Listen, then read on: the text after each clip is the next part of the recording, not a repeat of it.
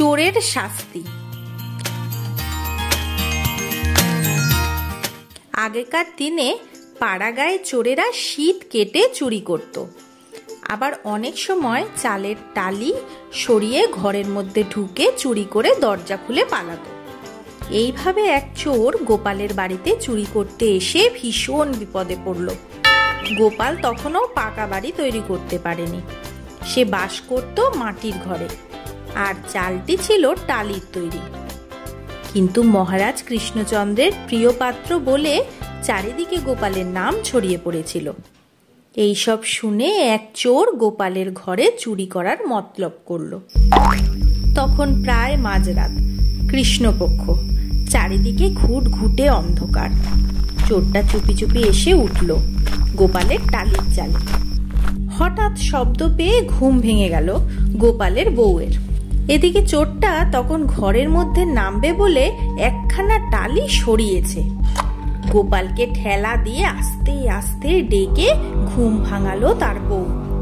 এমন সময় একদল ডাকাত গোপালের বাড়ির ডাকাতির উদ্দেশ্যে এসে দরজা ভেঙে ঘরের ভেতরে ঢোকার চেষ্টা করতে লাগলো। গোপাল তাড়াতাড়ি টাকা পয়সা গয়নাগাটি যা ছিল সব পুটলি বেঁধে পিছনের দরজা দিয়ে বাগানে লুকিয়ে রইল। ওদিকে চোর বেটার হলো বিপদ, বাড়িতে ডাকাত পড়েছে, অথচ তার পালাবার পথ নেই। চাল থেকে নামলেই ডাকাতদের হাতে পড়বে। গোপালের বউ আগে থেকে জানতো যে চালের উপর একটা চোর বসে আছে। গোপালও তাকে বলে গেছে কি করতে হবে, তাই সে চেঁচামেচি না করে চুপচাপ অপেক্ষা করতে লাগলো। এদিকে ডাকাতরা দরজা ভেঙে ঘরের মধ্যে ঢুকেই গোপালের বউকে দেখতে পেয়ে বললে, বাড়ির কর্তা কোথায় বল, তা না হলে তোকেই কেটে টুকরো টুকরো করবো আজ। তাড়াতাড়ি বল, বাড়ির কর্তা কোথায়? গোপালের মতো তার স্ত্রীও বেশ বুদ্ধিমতী ছিল। তাছাড়া গোপাল তাকে সব বলে গিয়েছিল, তাই সে তাড়াতাড়ি ডাকাতদের বলল, কর্তা, তোমাদের ভয়েই ওই টালির চালে বসে আছেন। ওর কাছে এই সিন্ধুকের চাবি আছে। এর চেয়ে আমি কিছু বেশি জানি না বাবা, তোমাদের পায়ে পড়ি, আমাকে তোমরা ছেড়ে দাও।